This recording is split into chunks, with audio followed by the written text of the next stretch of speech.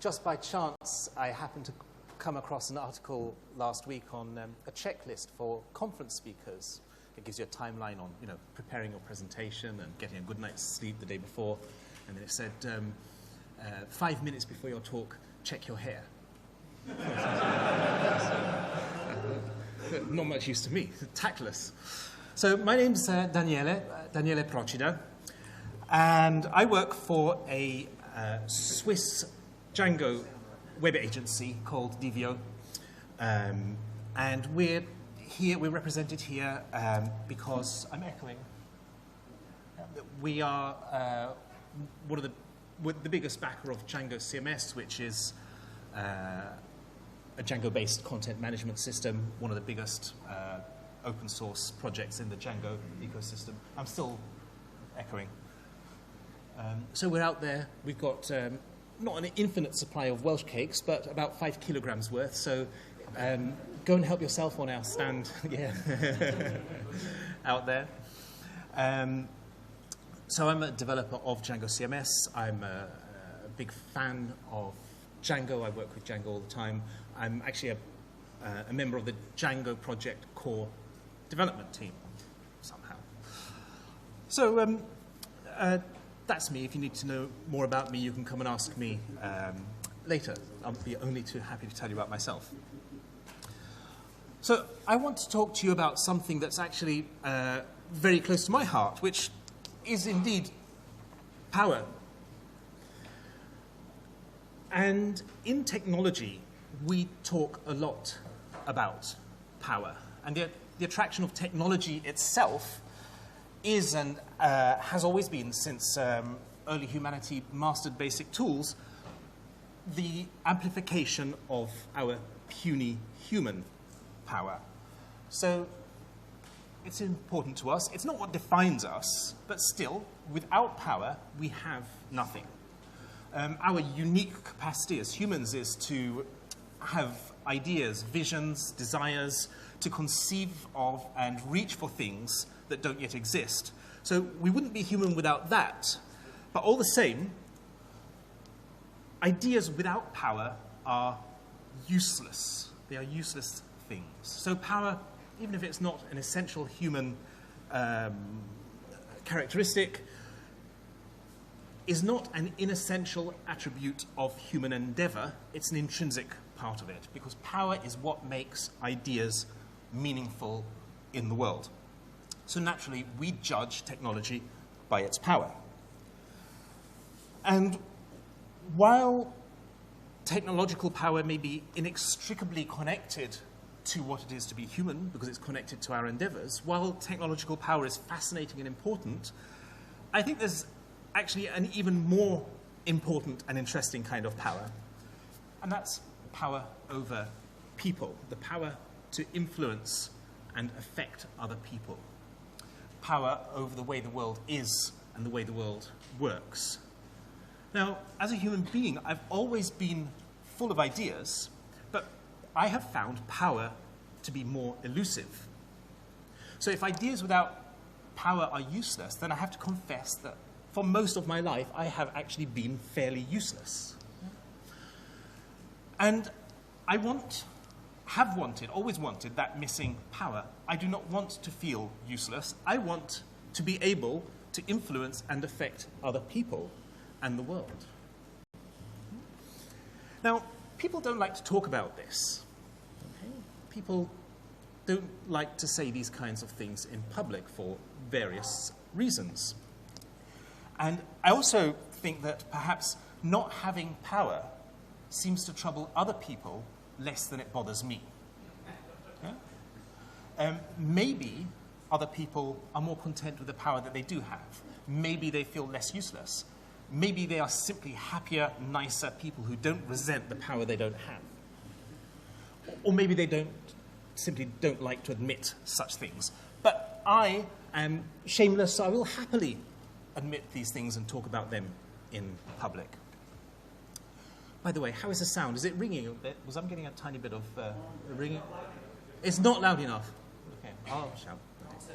No, okay, it's not loud enough. I'll talk a bit louder. Okay, I'll put this up a bit here. Oh, here. So just tell me if it's not loud enough. I've said that ideas without power are useless. I want to insist that this really is true and that it applies to all kinds of power, not just the technological power that you might be comfortable talking about, but also the power over other people that perhaps you're not so thrilled to be asked to discuss. So power is what makes ideas and the people who have them useful. And I want you to take this equation seriously, or this equation of power and usefulness. And we will come back to this later, but we're going to go on a little wander through the cities of power. I believe that there is such a thing as an economy of power, just as there is an economy of money. And that in the economy of power, some people are haves and some people are have-nots, just like in the economy of money. And one reason that people, unlike me, are reluctant to talk in very direct ways about power is the same reason that they are reluctant to talk about money or salaries, which is that it is socially unacceptable. Talking about power is like talking about money. It's not considered polite. It makes situations awkward. Social encounters are easier when we don't put these subjects flatly and boldly on the table. So, of course, we can talk about power or money in general, in the abstract, from a safe distance. Very respectable, socially acceptable people do this all the time. They talk about economics and politics without any awkwardness at all. But that distance is crucial. They're not talking about how much they earn or how much power they have compared to how much you earn or how much power you have. It's not personal. If you talk about these things brazenly, people will start shuffling uncomfortably.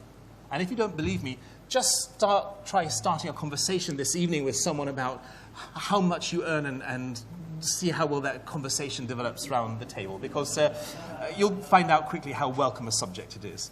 Well, how very convenient that talking about money and power makes people uncomfortable. In whose interest exactly is it that we feel we must pass over quickly when we come to these questions of who has the power and the money? Because I think that power is much too important to be polite about. So,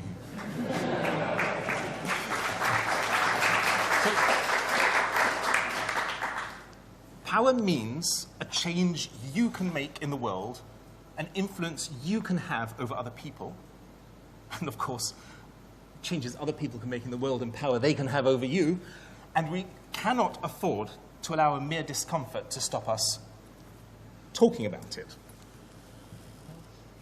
So let's be prepared to talk about these things in some uncomfortable ways, if that's what's necessary. So I have felt the lack of power very keenly sometimes in my life. And the more I've wanted to make any kind of difference in the world or have influence over other people, the more ideas I have had, the more I have felt useless. And I think this is true of other people, that the more they want to do things and the more ideas they have, the more useless they feel, because you are useless unless you have power, unless you hold power.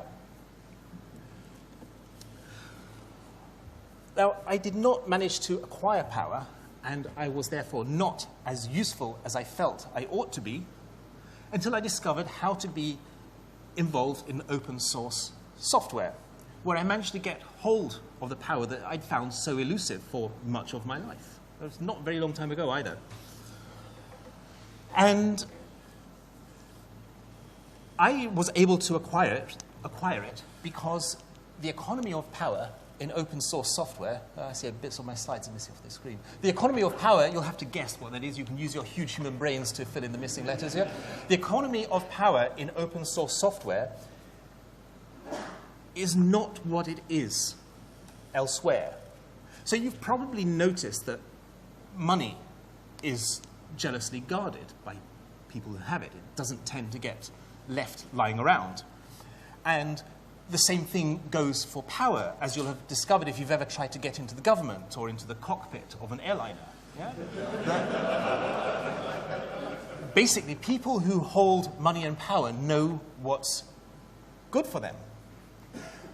But the weird thing about our economy of power in the open source movement, in the world of open source software, is that power is simply left lying around for you to pick up. It's unguarded power. And it's not even simply left lying around, it's actually positively given away. So naturally, I have helped myself to it. As generously as I possibly could. And when I'm talking about power, what I mean is life-changing, career-determining power over other people. So don't misunderstand me when I'm talking about power. I really mean power that makes a difference in the world. I found it there for the taking, and I took it. And of course, many other people, as well as me, have done exactly the same thing. So I think this is pretty important.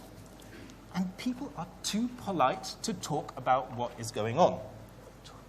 I think it's two matters. People are just too polite, too nice, too friendly, not envious or resentful enough, like I am, to notice it, or to talk about it, or to question it. And it goes unremarked and unnoticed. And it goes unremarked and unnoticed, and that's a problem because then it starts not being thought about and doesn't appear in any of the thinking that governs what we do. So if you don't talk about things, after a while, you stop seeing them and stop thinking about them. We cannot afford to let these things pass unremarked and unnoticed. Let's take this seriously. I'm amazed how little gets said about so much power. And I think one reason is that people do not realize how much power we are talking about. I'll give you a little concrete example. So I was one of the organizers of DjangoCon Europe this year. And as that DjangoCon Europe is a conference much like PyCon, and it was held in Cardiff in June this year. As conference organizers of DjangoCon Europe, we determined how 360 or so people would spend a week of their lives. We determined that they would travel to Cardiff. We determined when they would do it, what they would do when they got there. We determined what they would eat, when they would eat, what they would get to hear about, what experiences they would have. We determined who would speak, who'd get a platform, and who'd be heard. And all of those things were determined on the basis of what we wanted to achieve, our ideas and our values and our picture of how the world should be. Not the whole world, but a small part of it. But enough to, a significant enough part of the world that it brought 360 or so people from every single corner, every single continent of the Earth, apart from Antarctica, as far as I'm aware. So that's a lot of things that we were determining on behalf of other people. And you might think, okay, well, the date of a conference, you know, it's got to be on a date. So, you know, it's not as if I was overturning the money system. A conference has to be on some date. Don't dismiss that. That still counts. You still have to make choices about that. Conference dates are not insignificant. Every date on the calendar has a cultural significance for someone. Passover or Ramadan might not mean much to you or me, but there are plenty of people for whom it does. So just imagine, for example, if there were a possibility of the biggest event in your software community being held over Christmas. That's a choice that a conference organizer makes. Speaking of dates, we had a little tangle with One Direction, you may have heard. So what's happened to One Direction now?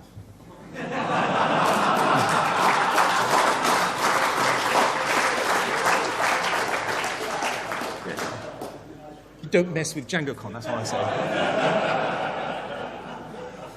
Now, that's just one example. But for example, we chose our venue partly on political reasons. Our venues were both subscribers to living wage policies. We insisted that there'd be no food waste at our conference. So we made a lot of people jump through a lot of hoops to achieve that, including the attendees, who had to tell us every single meal they planned to be there for. Otherwise, they weren't going to get meals. One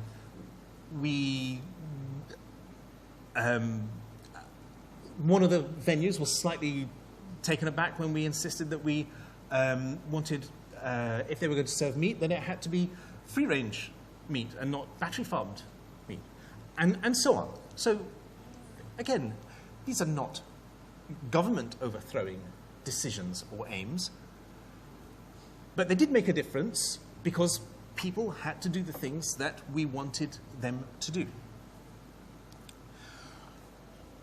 The other point is that you can't not make these choices. You can't not exercise this power. Now, I know that, unlike me, the decent, mild, and polite people who have put a huge amount of work into this PyCon are quietly shaking their heads and thinking, oh no, but that's not how I see it. I wasn't wielding power, imposing my agenda on 450 people. I was just helping to organize a PyCon and trying to be useful. I don't know, I don't recognize this description of myself. Well, they are wrong. As I said, even when you're making decisions that have to be made, such as choosing a date, rather than explicitly pursuing some political aim, such as maybe having more women speakers or speakers from minorities, you are imposing your choices and asserting your values and steering the world in a certain direction, whether you admit it to yourself or not. So you can't not exercise this power, even if you want not to. You can't opt out. The point about political choices is that you can't choose not to make them. If you positively want not to follow a political agenda, that means you are following a political agenda because you're putting your weight behind the status quo. You are endorsing the current distribution of power, which is a choice like any other. And the fact is, like it or not, that a conference is organized in the organizer's image and reflects the organizer's ideology. DjangoCon Europe wasn't just me throwing my weight around, it was me throwing around the weight of the entire Django community. Not to mention well over £100,000 of its money. Great. Yeah. Now that's what I call power. That was just what I wanted all along. Good.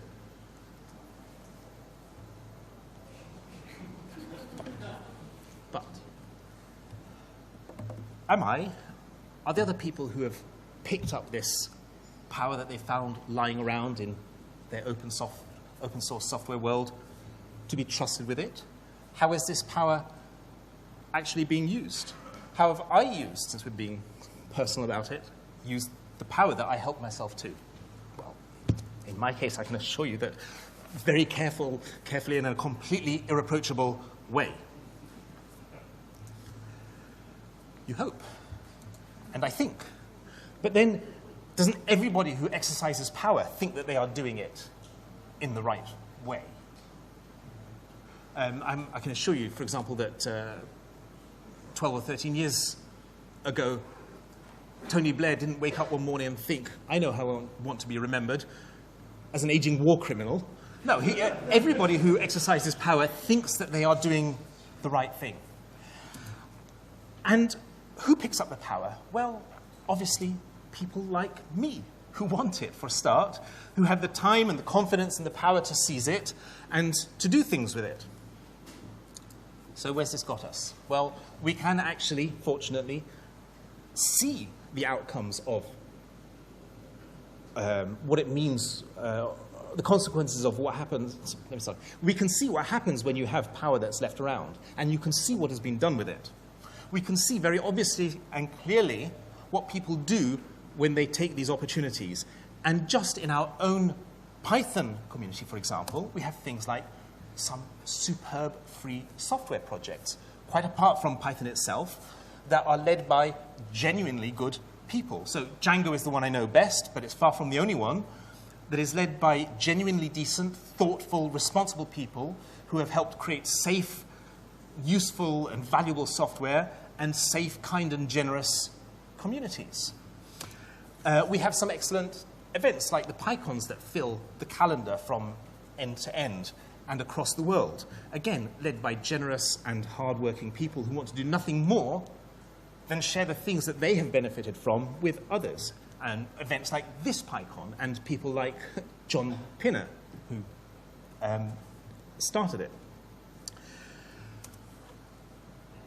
We have some audacious initiatives like Django Girls that have changed, that really have changed people's lives, but that sprang out seemingly from nowhere, that picked up power and then wielded it as if they were born with it to change a small part of the world in a way that makes it better, that opens up opportunities to new people, in a way that once again does its best to share the power that it found lying around.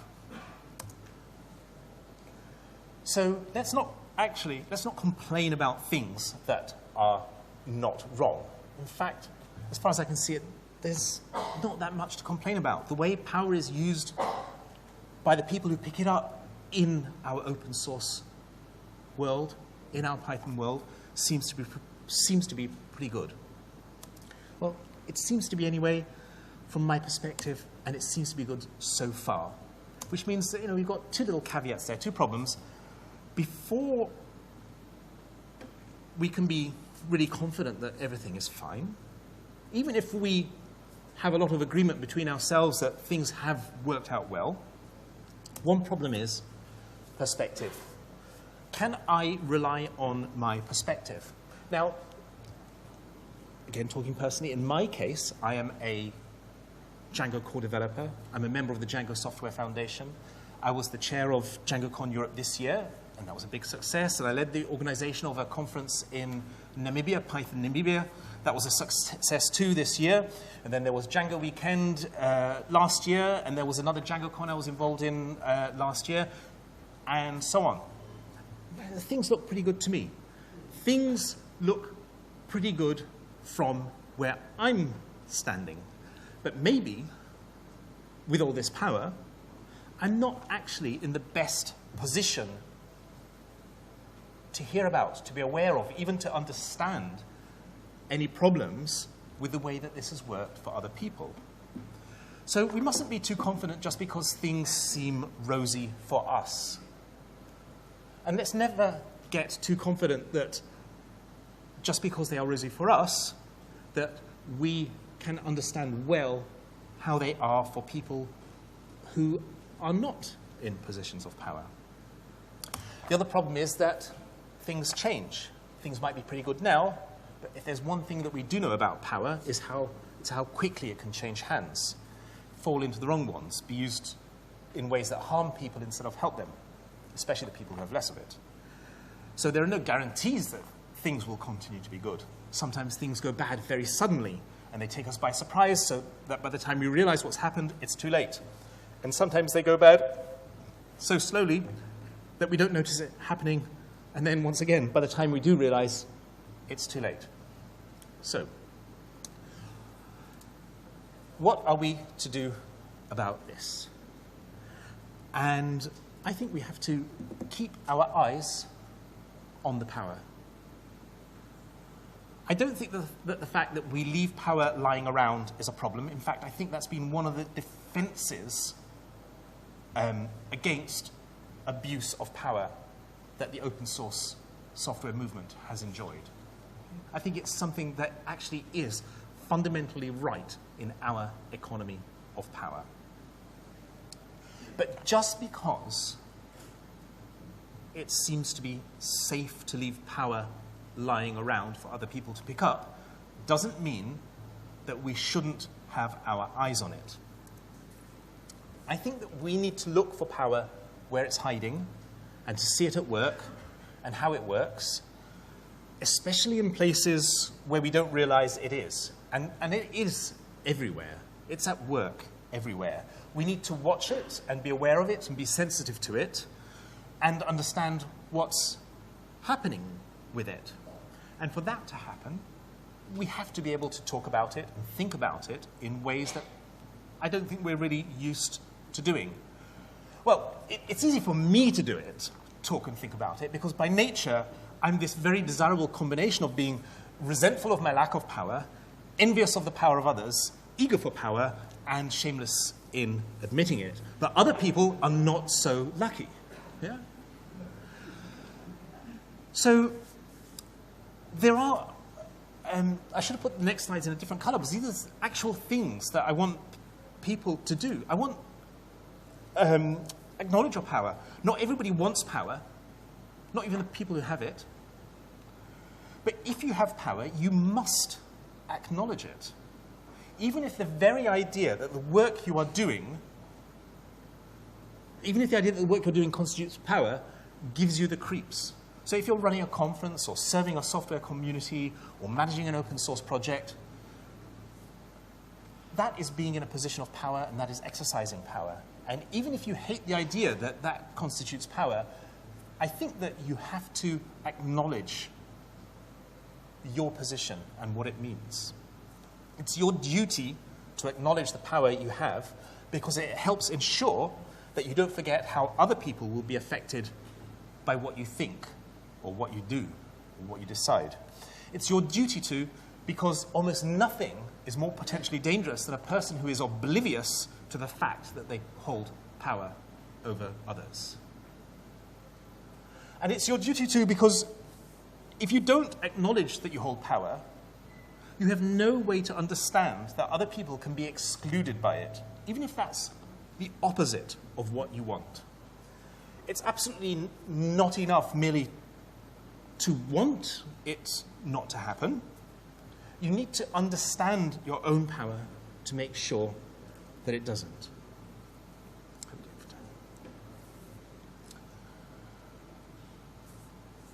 It is really difficult to understand how power works when you have it. So this morning when I arrived here, I saw people whom I knew and recognized and new people who weren't.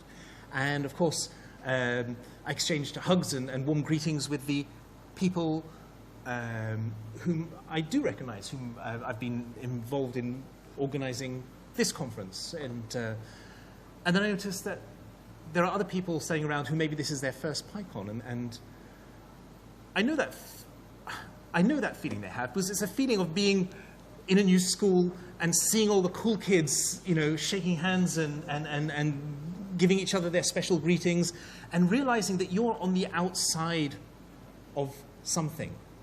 And the ones on the inside, they're not excluding you, even if they are the cool kids, as long as they're not the horrible ones. But they just don't notice. It's not obvious. So immediately, something has been erected that serves to separate the outsiders from the insiders.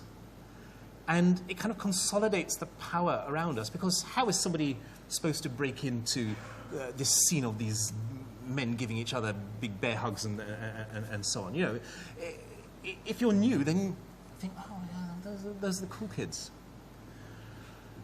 And then maybe later on during the conference, you'll see the people in red shirts and think, oh, you know, I'd really like to help out at a PyCon. But the thing you notice about the people in red shirts, they're really busy running around. You know, they say, oh, God, where's that microphone and where's that lost property? So they don't actually have that much time to stop and chat. And only by stopping and chatting do human beings find their ways into new social situations. So actually, the nature of the situation itself, never mind what people want, serves to exclude, not because anybody wants to, but, and it's even difficult to see how not to do it. What am I supposed to do? Not greet people warmly because I don't want to make it look as though there's a special club that you can be a member of? No, we just have to be aware of it and keep talking about it and being frank about it. That's one of the things you have to do if you are in a position of power. And that's why I think it's so important to admit that you have power, even if you don't think to yourself that you have power. Every single person who's been involved in the organization of this has power, is on the inside. And we rarely spot what it looks like on the other side. The other thing I think everybody should do is take power. If you don't have power, take it. It really is there for the taking. It's yours to have. And there seems to be an unlimited supply of it. So one of the amazing things about the economy of power in open source software is that when you take power, it doesn't have to mean taking it away from someone else. It's what economists call a non-rival good. So,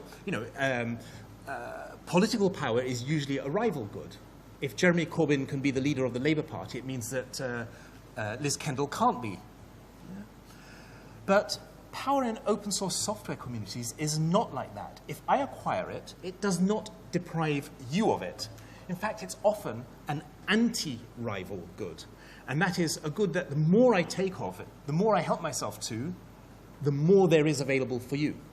So an example would be use of Python itself. The more you use Python and do stuff with it, the more someone else can use Python and do things with it, because, or speaking a human language, they are non-rival goods. The more we use them, the more there is of them. And I think that power in our community is that kind of good, because the more we exercise it, the more things we do and the more things there are for other people to be able to do. Another remarkable thing about power in this little world is that the people who have it welcome sharing it. Even me. I'm envious of power I don't have, but that doesn't mean I'm jealous of the power that I do have. Yeah, I want the power that other people have. It doesn't mean that I don't want people to have the power that I have. You don't have to fight for power in this world. And much of the time, you don't even need to ask for it. You just pick it up and start using it. So you might not be in a position of power right now, but the economy of power that we enjoy in this movement gives us plenty of opportunities to engage with it at any level. Ask questions, have ideas, make suggestions, do things. Remind power that you're there just by standing up and talking to it. And it's easy to do these things in our world of open source software, in our economy where power is an anti-rival good.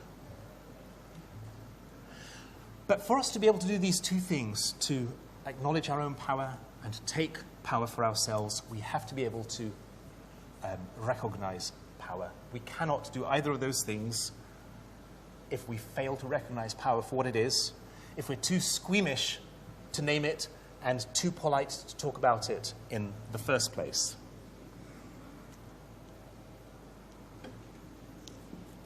So even though you've been well educated by the structures of power, not to be resentful if you lack it, not to be envious of the power of others, not to be eager for it, and to find it a bit shameful if you do, please try to take this seriously enough to shake off that conditioning so that you can talk about power clearly, properly, and openly. It might be uncomfortable to start conversations about power, but it doesn't actually hurt. And the more you do it, and the more everyone else does it, the less uncomfortable it becomes. So here's the really good news. I began with this claim that ideas without power are useless, and that there is a genuine equation between power and usefulness. In fact, in our open source economy of power, where power is freely available, where it's freely available for the taking, exercising power is actually the same thing as being useful. That is, being of service is the same thing as having power. And normally we think of these as being opposed to each other, so that if someone has the power, then the others must be serving as far as that power is concerned. Because normally power is a rival good. If someone has it, then the others cannot. In our economy of power, being of service and having power are the same thing. and they are not opposed to each other. In fact, the way that you take power, the way you acquire power that's lying around for the taking, is by being of service.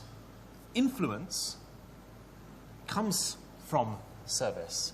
The power that is lying around for the taking is the same thing as the work that needs to be done. And I mean this in practical ways and at every level. So, if you review a pull request for an open source project, that's service. It's also a tug of influence, however small, that you have just asserted over that project and its future. If you contribute a line to some documentation, that's service. But it's also your idea of what the software is being made concrete, being crystallized. If you contribute a feature to a software project, that's service. But it's also your vision becoming reality, not just for yourself, but for everyone who uses it. If you serve a conference by helping organize it, you're imbuing it with your values, you're steering it with your influence. And if you put yourself to work generously and usefully on behalf of any project or event or initiative or undertaking, you are exercising power that will affect other people. And I am talking genuinely about life-changing, career-determining power over others. And I think that's a really good thing, that we acquire this genuine political power. I think that here in our Python world, power is in the hands of the right people who have already achieved some very remarkable things with it, who have been of excellent service and positively want to share that power with others, with you, with people like you, if you haven't already picked it up. And our defense of that power is not to guard it jealously. On the contrary, we're safer if we do leave it lying around for others to acquire. And in any case, I think that abuse of power is probably less of a threat than power's inadvertent, unknowing tendency to exclude. For those of us with power, not to realize the subtle ways in which it keeps out the power, it keeps out the people who do not have it. But our defense against both these threats, whether the threat of deliberate abuse or the threat of inadvertent exclusion, is the same: to talk about it, to recognize it, and to take power. So, take power and use it, and be of service, and don't be reluctant to let your ideas turn into real things through it. And don't be afraid to let your values influence the world through it. Don't be ashamed of the idea of taking power, because here, in our part of the world, taking part is the same thing as taking power. Because when I say that what I really want is power, what I really mean is, what I really want is to be of use. And mostly I think that's what anybody really wants. So take part, take power, and be useful. Thank you.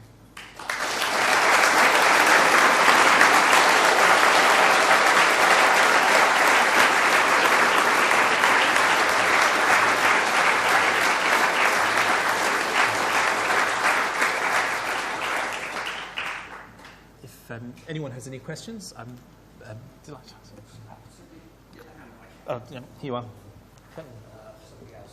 Can somebody be the question adjudicator so I don't have to?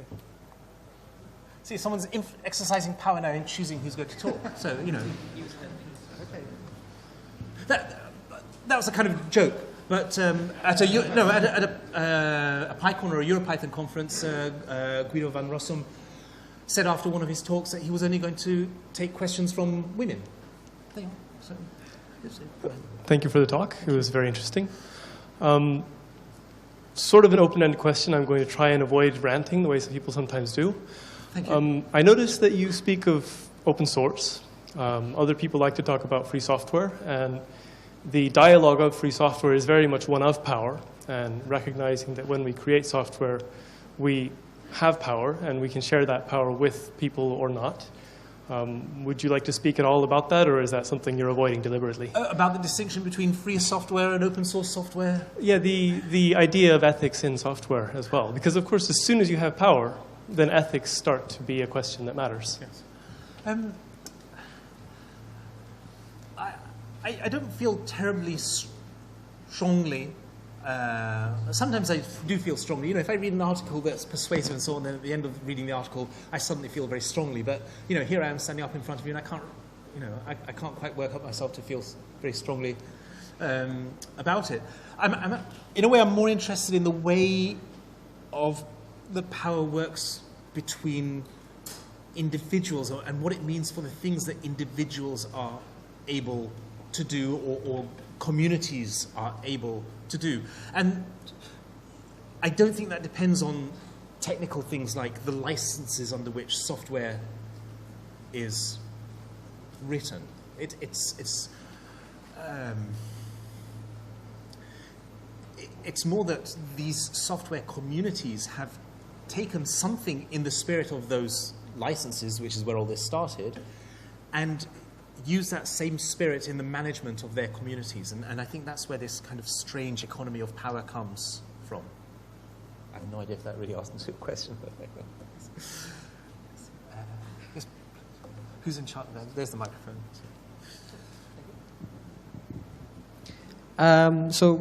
When you talk about people, not just open source, but just communities in general, especially even like small local communities in terms of it as well, when you are in some kind of leadership position with these communities, and how do you avoid keeping some manner of status quo, and how do you encourage other people to actually take up this power or influence, or simply calling it to do something useful? Yeah, so we had Zeth standing up this morning saying, you know, please come along to the annual general meeting.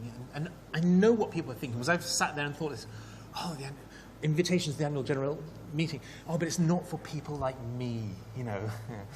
I'm not wearing a red shirt. I'm just new here. No, well, I'll say it again, but just saying it is not enough. You know, you really are welcome. So actually, I think one of the easiest ways in is through the code, because it's quite difficult to walk into a gathering of people you've never met before and say, you know, I've got an idea about how the next conference should be. Do you mind if I organize a such and such for it? You have to be pretty confident to be able to do that.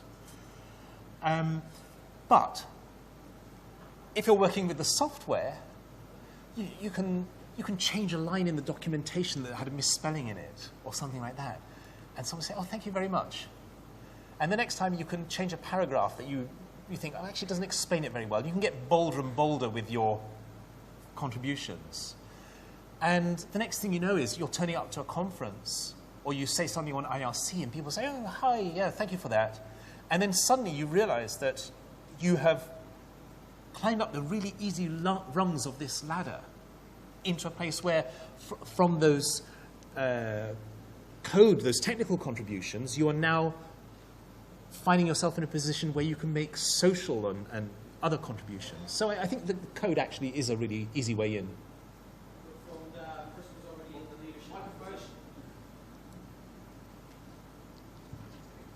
Just from someone who's actually in the leadership position, as opposed to the person who's in the who wants to get it, the person who's already there. How do they give away it in the first place? I'm by making everything as safe as possible, as polite as possible, you know, as friendly as possible. I work in Django, and one of the things we're most proud about is our documentation. Okay? And that's because, as an entry point into Django, it really lowers the bar for people who want to come in. If somebody doesn't understand our documentation, we feel there's a problem with the documentation. That's the natural reaction. And so finding ways to open those doors, and they're not going to be the ways that you as leaders or experts think about. You know, the experts, what they want from the documentation is the details of the APIs. the newcomers want instructions on how to install the bloody thing and just get it to do something, anything. So it always means putting yourself in the position of others. And it's very difficult to do. I can't do it very well. But you can only even recognize that you need to talk about it, that you need to do something about it if you're prepared to talk about it. There's some more hands at the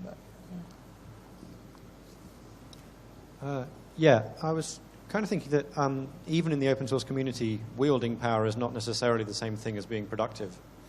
For example, if you're reviewing a pull request, it is inherently useful to review the pull request, but you can do it in a very destructive way by being very mean about the person's code or something like that. So what is it that makes the wielding of power a productive thing rather than a destructive thing? And is it, maybe it's about finding ways to share the power, I suppose? Like, is that the maxim? Well, you know, decency and kindness go an extremely long way. And if you are involved in a software project where people do things like make sarcastic comments on pull requests, then you're in the wrong project, I think. Something like that is never going to be an environment in which people come to power who are not already people who are used to fighting for power. I'm sure projects like that exist. Maybe they even make good software. But I would have no fun whatsoever being part of them.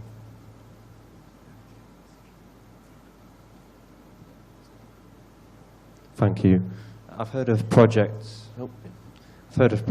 forking because people didn't like the way that they were being maintained. Does that happen often in your experience?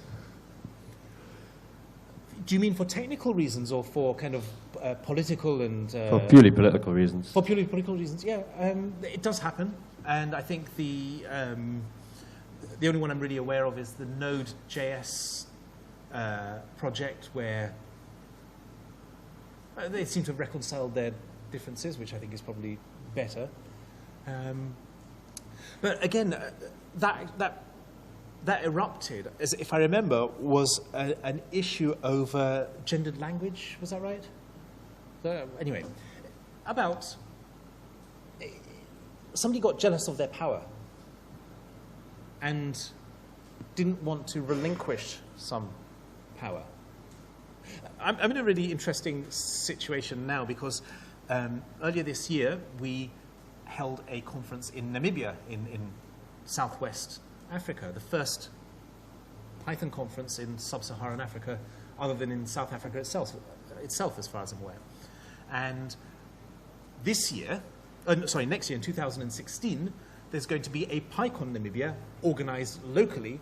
So we've succeeded in kickstarting a local community. So they want us to help them, so we're still involved. We have regular meetings. And I find myself biting my lip all the time and saying, no, you don't want to do it like that. You want to do it. And I have to shut up and let them do things their way. And sometimes I think it's not the best way. But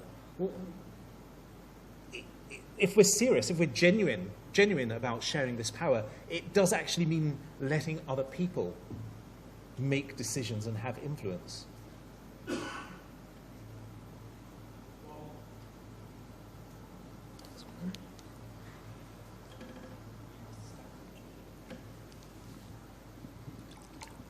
So there's some evidence that the participation of women, for example, in open source is significantly less than it is in commercial projects. And part of the reason for that is that people who are disadvantaged under the social system we have under capitalism don't have enough free time to devote to open source projects. How does that fit in with your thesis? I asked the question, who acquires this power? And I said it's people like me who have the time and the confidence and so on to pick it up. And we're going to have to change a whole lot more than just the nature of open source software in order to change that. So we can start by changing our little parts of the world, you know, even if we're not overthrowing the money system or you know. I'm trying. Sorry? I'm trying. Yeah, I know. Yeah. It's more work than it seemed at first. Even if we don't succeed in that right away, there are things that we can do right now. And, for example, a lot of it is going on in that building next door where Django Girls is going on, this incredible global operation that sprung out of nowhere and has just taken on a life of its own. So there are things that can happen, and change comes slowly, and we just keep chipping away at it until finally, one day, we might even be where we want to be. But it's hard. Thank you. All right. Thank you very much, Daniele. Thank you very much.